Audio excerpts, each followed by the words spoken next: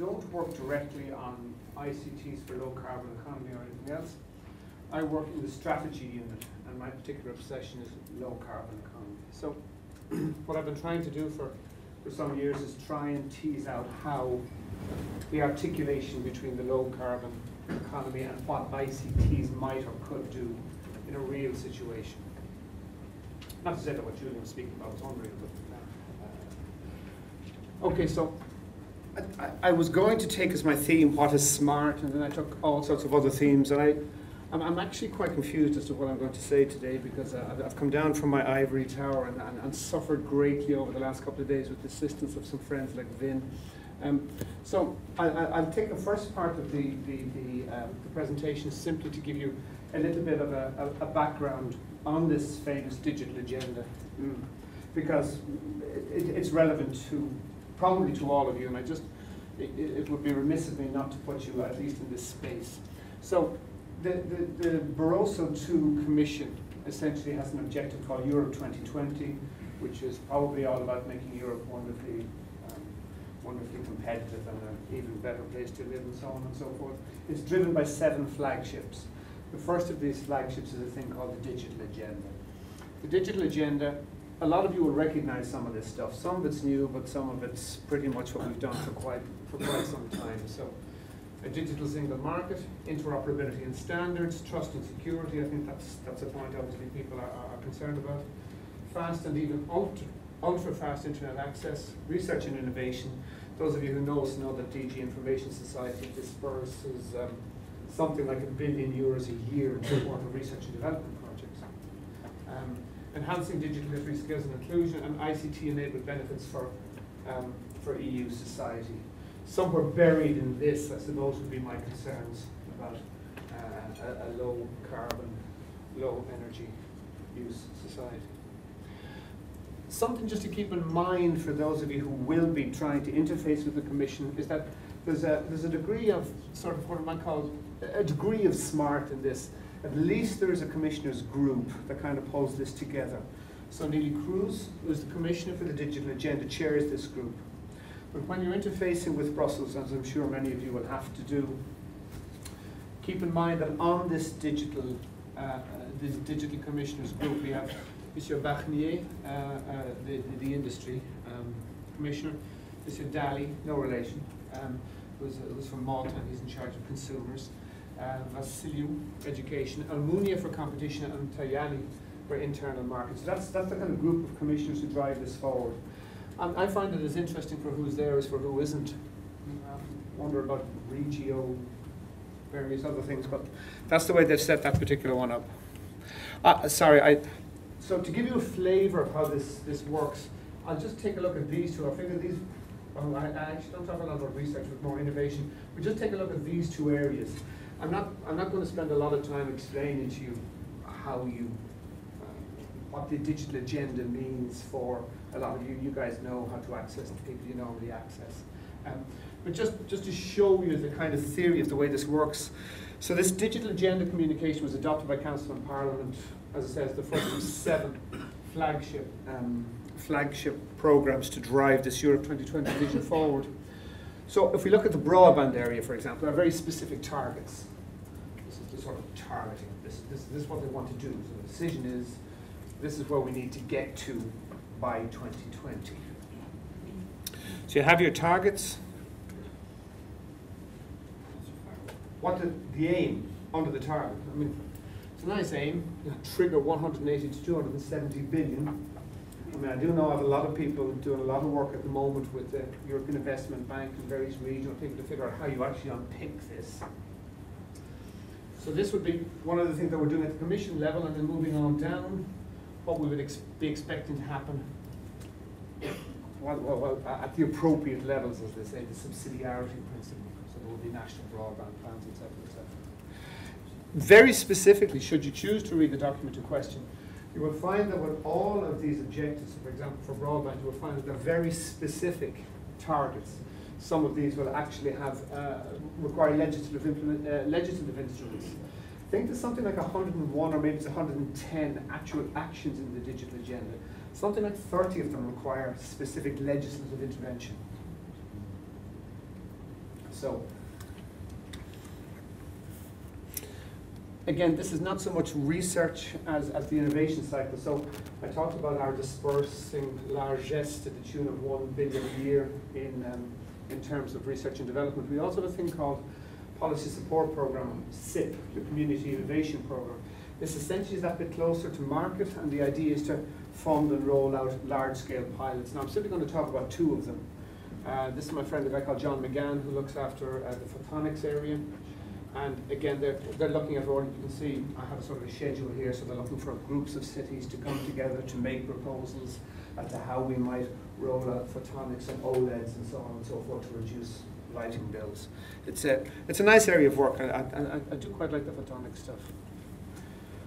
Max Lemke, who works in another one of our units, again, very specific area on what the topic of this conference, smart cities. So how do we use existing infrastructures? How do we use new high-speed broadband?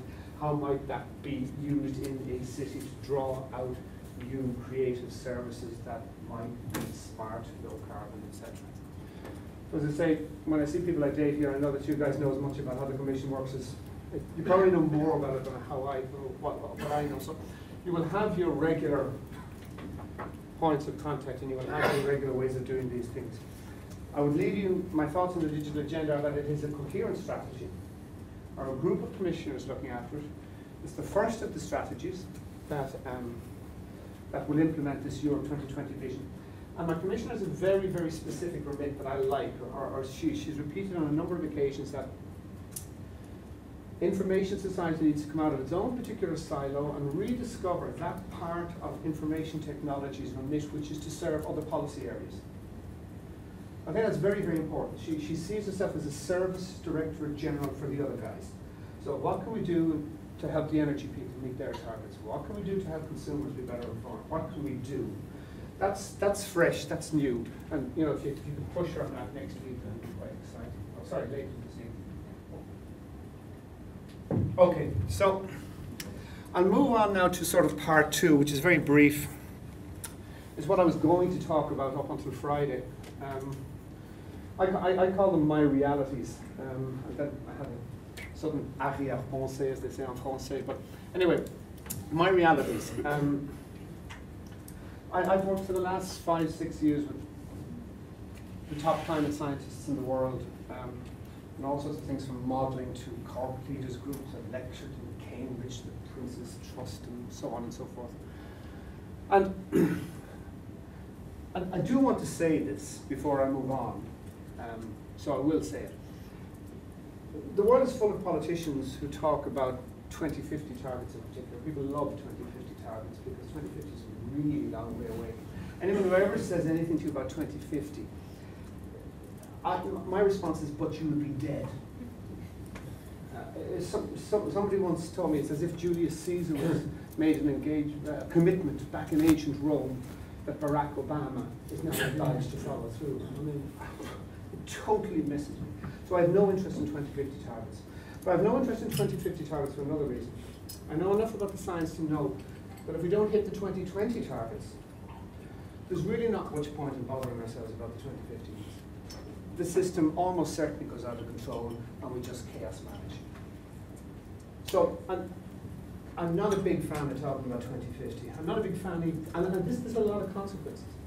I'm not interested, for example, in smart grids. I should be, but I'm not.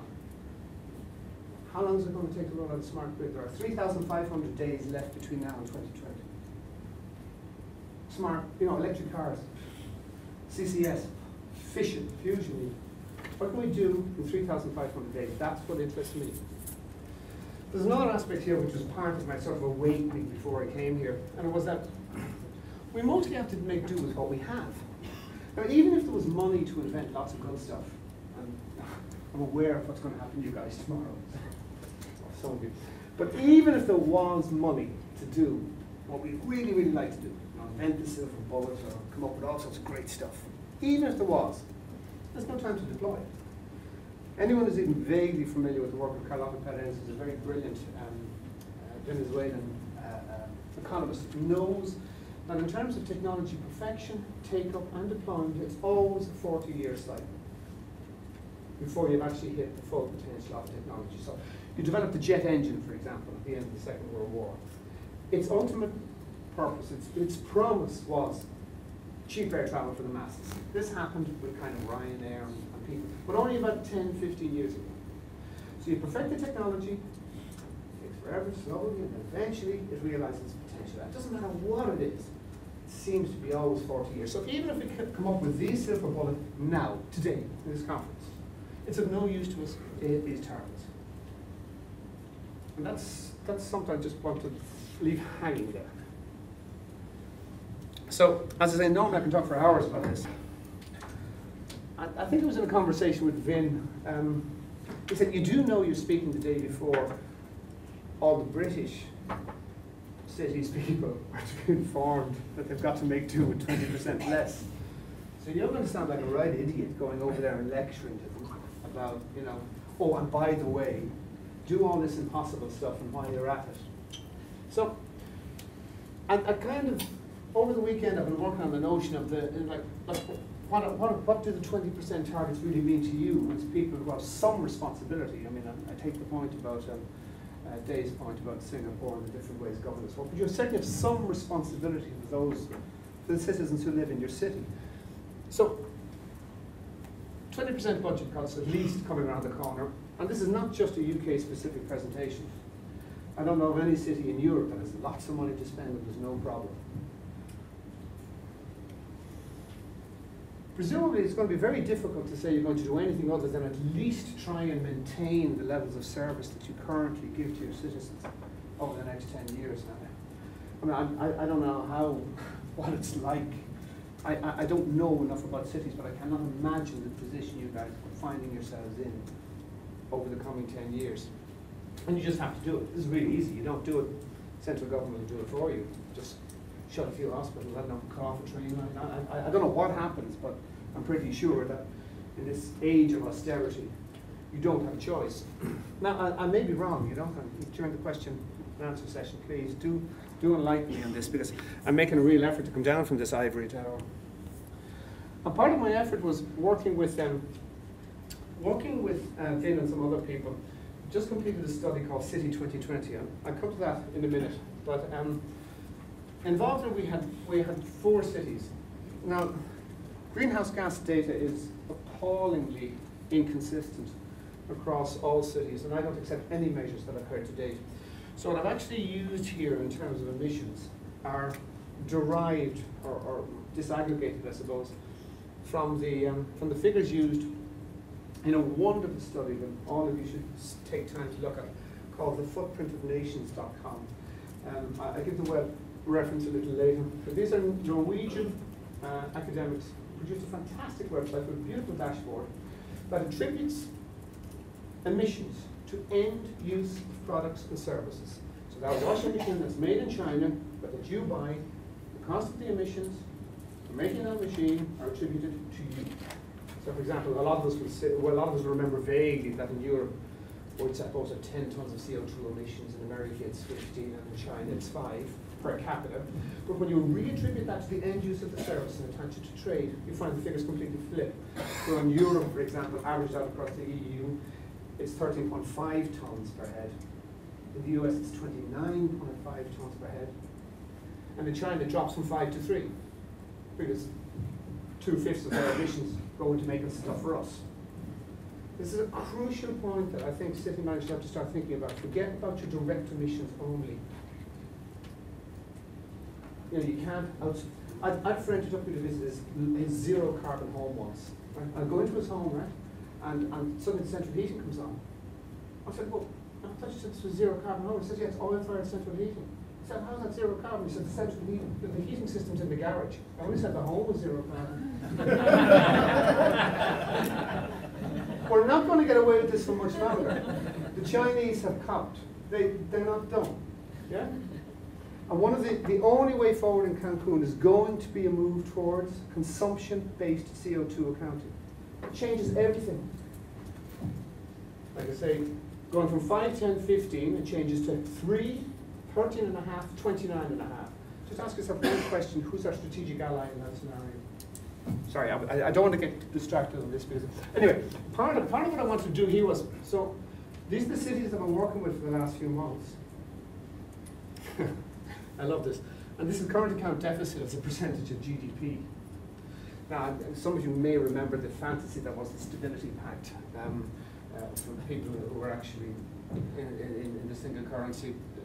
It's never supposed to be more than 3. So, issues, serious issues. I think most of the people here are not cynical. I think most of you, I mean, you're obviously going to COP, you're not going to be stupid. And it would be really nice if 20% cuts or whatever it is you have to do in the other countries could equate to also cutting carbon. Okay, so how? The real truth is, right now I don't know, but I'd like to take you on a very short journey somewhere that actually that has led me to some conclusions about certain things, and I hope this might be the beginning of a beautiful friendship, as they say, and maybe we can figure out the how. So, just so you know how to scribble all this stuff down. This thing will be made available. The footprint of nations. Oh, I forgot to do the footprint. Anyway, the footprint of nations is easy to find. Oh, no, that's that. Yeah, no, that's not that. Sorry. So this is key point here. Consumers, ordinary people, are directly responsible for 72% of all worldwide GHG emissions. This is a very interesting figure, and it stays constant across continents and across government types. It's quite amazing. The other 28% are major infrastructure projects and public sector spend. So in China, for example, if the army is huge, maybe the health service is smaller. In the UK, if the army is less big, the health service is big, but it's always the same. Now, the ordinary consumer controls 72%. Your purchasing decisions are what generates 72% of GHG emissions. Now, I stress this because I've done some work on this, and I'm on safe ground here. I'm on less safe ground when it comes to cities. So, I would invite you very much to read a study that I just had completed about 3 or 4 months ago. It's called Consumer 2020. You'll find it on this website. It is it's a groundbreaking piece of work. Read the first 30 pages. Now, having got some success from Consumer 2020, I commissioned another one called City 2020, and that's where Vin and some other people, I think Mike's not here, isn't he? Mike King and a couple of other people helped on this particular study. Probably already actually available, the final, but we still have some work to do on drawing some conclusions, but the final report you can get it here on GreenShift. The last study that I'm responsible for, or that I've commissioned and written the specifications of, doesn't work anymore? Yeah. There's a thing called INSFO 2020. Here I'm trying to pull it all together, and that's going to be really interesting. This should be available in June. Why am I on solid ground with Consumer 2020? We saw a couple of things. The first thing that we realized about 6 months ago was, even 6 months ago, or a year ago, there was still no money. Now there's even less money. Here in the UK and a couple of other places, you can actually get monthly bills for your utilities based on your actual consumption. In most of Europe, you still can't do this. Now, we commissioned this enormous study to say that if we install smart meters, seems a very big smart meters as well, that if we manage to distribute or get installed in Europe by 2020, if we got smart meters into 1/3 of all households, we might save 4% on projected energy use. The cost would be trillions, but it would be great fun. People get to sell lots of kit. Now, British Gas have rolled out an experiment. We started this a couple of years ago. You simply give people bills based on their real consumption. Send them a text once a month and say, go down to the basement, read the meter, put it in, send us back the actual meter reading. Along with the simple visualization of what you're using, you save 12.5% immediately. Now this is where I'm trying to get to. What's the issue and how can you apply that? How can you apply ICT? Ideally existing ICT, something you don't have to spend money on. In the cities I was talking about previously, in Amsterdam, the average electricity bill for a year is €1,400. In Malaga, where they don't really care about things like privacy and so on and so forth. They put the meters on the outside of the house, and they have a little old guy who walks around and reads the meters every 2 months. The average electricity bill in Malaga is €400. That's a from 1,400. And it's not just to do with the difference in temperature. There's a lot of air conditioning in Malaga. It's an extraordinary thing. I live in Brussels, and in a lot of countries in Europe it's still the same. We have a situation where people pay this month's bill based on an estimate from last year's consumption of the same month. And at the end of a 15-month period, there's a rectification. I've never met anyone who got money back. Everyone always gets to pay an extra €500. You bill people according to the, you got money back. Sorry, I heard that. You got money back. You must be Dutch.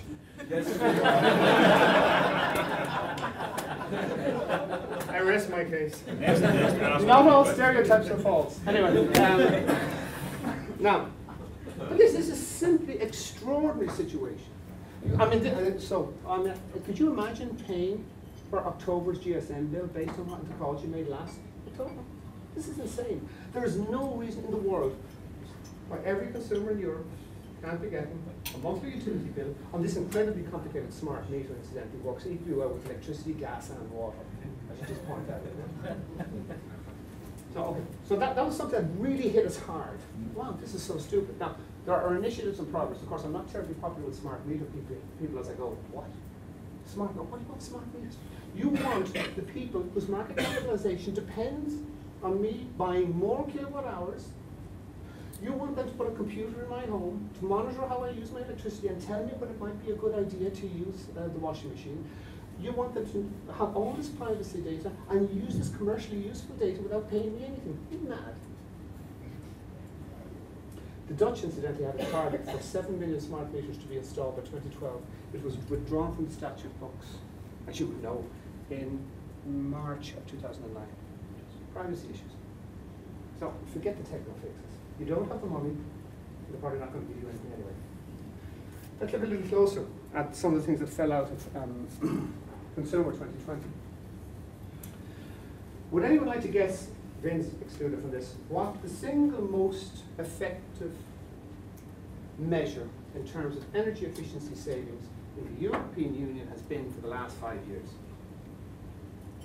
Somebody must have an opinion. What? It's responsible for 50% of all energy efficiency savings. Nobody even guess? Sorry?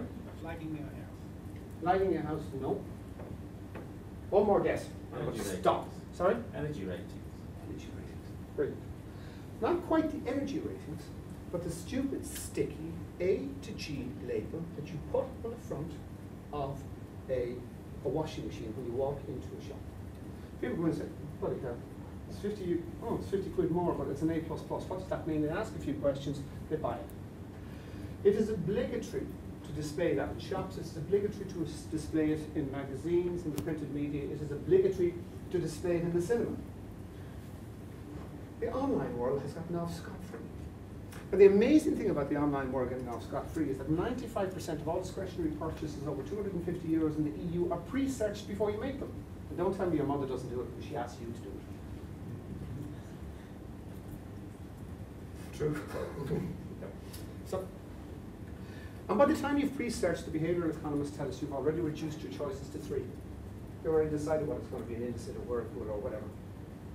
The online world has been completely sailing along, not displaying any of this. Now, happily, we identified this.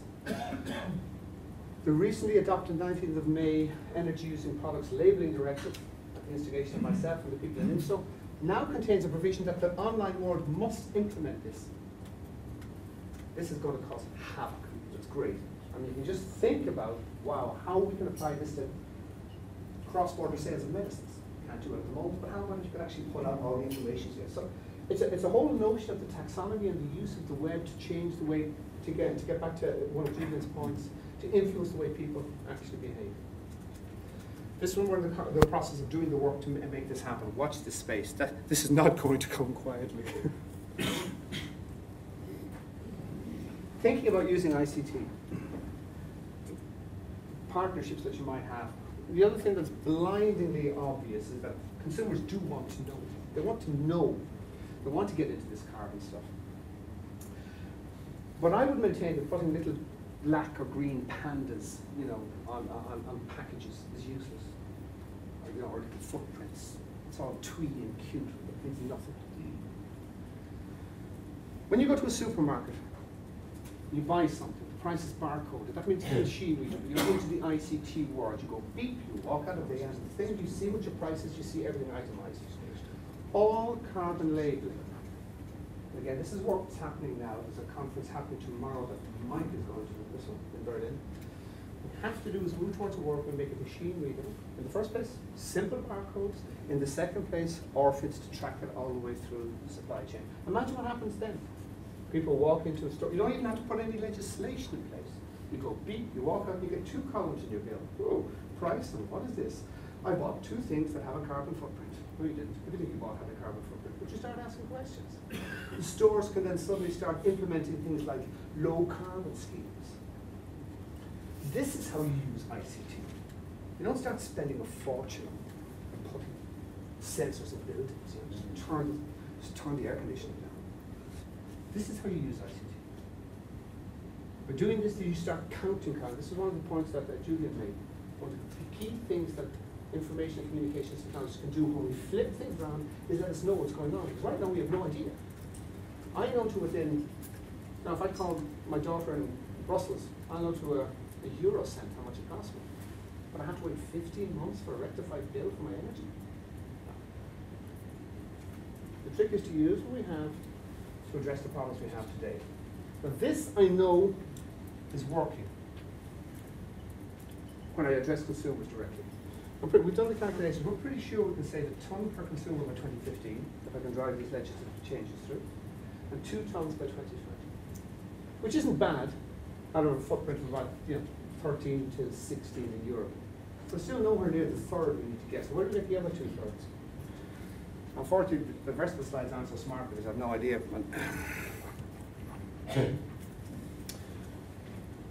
So Vin and his people have been working for me for the last 6 months or a year. And some of this is kind of obvious. You know, the search for private rented energy data. I mean, basically this is an extension of kind of searching on the product labels. I mean, presumably cities, licensed landlords. If you license them, can we oblige them to be on the web? If they're on the web, can we oblige them to show the energy rating of the house? Can that start to change? I mean, it just happens. It's quite obvious that private rented accommodation in a lot of cities are the ones that are the least energy efficient. It's a thought. Julian mentioned 15-minute setup for a company in Singapore. Again, I spent something like 6 months trying to get permission to put solar thermal panels on my roof in Brussels. And there was this huge dossier, and I said, right, I'll send this huge dossier to all my mates. You know, they're bound to follow. You know, and I mean, anybody with any brains went, you know, I'm not doing that. And it was really interesting because they cost me about 30,000 euros, and there was a 3,000 rebate. You know, I get to, but people just weren't prepared to go through the pain. Can we do something clever to stop them having to go through the pain? I've never been able to figure out how, given the capacities of, for example, Google Earth, why the administration can't just take a snapshot of the roof of my house and give me an a priori or a prima facie, yeah, do it, whatever, just to make sure they're there, done. At least give me that in 24 hours. Would that help? I don't know. It's an idea. Are we getting anywhere? I'm not sure. Open city information. Again, along the lines of the transparency of the bills for utilities.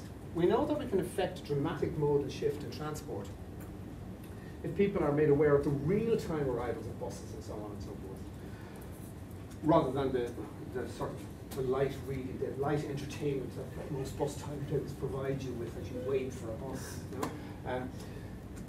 But what tends to happen, and in Dublin where I'm from, they've done exactly the same thing. They've got this wonderful new light rail thing, and you get at every bus stop there's little lights that bobble along, and you can see where it's coming from. But again, if you can step back and take a look, well, what can information technology do?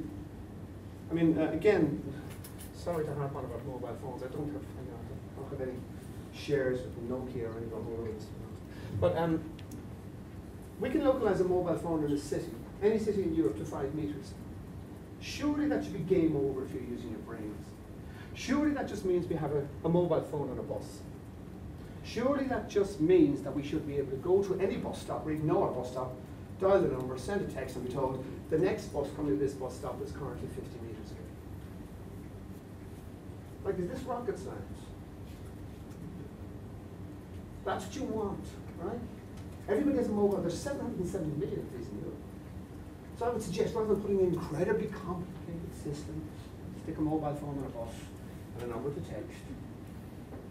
Now, this is where I started having a crisis number 8, because it suddenly struck me that, well, as city managers, do you actually want people to use mobile transport more? Well, I don't know. This is one of the problems I had. I mean, I remember the Thatcher years when there was too many people on the tube in London. They hiked prices to drive people off. I mean, these are the complications that I don't understand, and why I'd like to open a dialogue at some stage to try and understand better. Because, I mean, if you do get piles more people onto your buses, does that mean you need more buses? And you don't have money? How does that work? Pay them less? Yes. Yeah, no, but I mean, it's interesting. I mean, you guys have 20% cuts. I mean, and you find yourself in these sort of binds that are very, very difficult. My mate Herb from Amsterdam, one of the things he did, which I thought was really, really clever, was they had one company cleaning bus stops and another company coming along emptying the small waste paper baskets, right? He married the 2 contracts. Again, brilliant. Cuts carbon, but I don't know, did somebody lose their job? How does this work when you're a city manager? Tough. I don't know. Maybe during the question and answer, Vin can talk about green digital planning, because I've never understood it. If I could conclude anything, I would probably conclude smart start with thinking. Like, what are your issues? What do you need to do? I think the ICT probably has a sector. But I would say that, has a story. But I would say that. I'm an ICT engineer. I don't know. I think what you guys need to do is look at your problems in the cold light of day and say, okay, I need, sort of in a Churchillian sense, what are the weapons I need to face up to these challenges? And then you need to come to me, or to my bosses, and say, okay, these are the issues I have in the city. Tell me how I'm supposed to use ICT to solve this. Don't tell me that if I throw in fiber optic cable all around the place by 2050, Birmingham will be the new Bangalore. That's not the issue. The issue is cuts now, real cuts, and my issue cuts.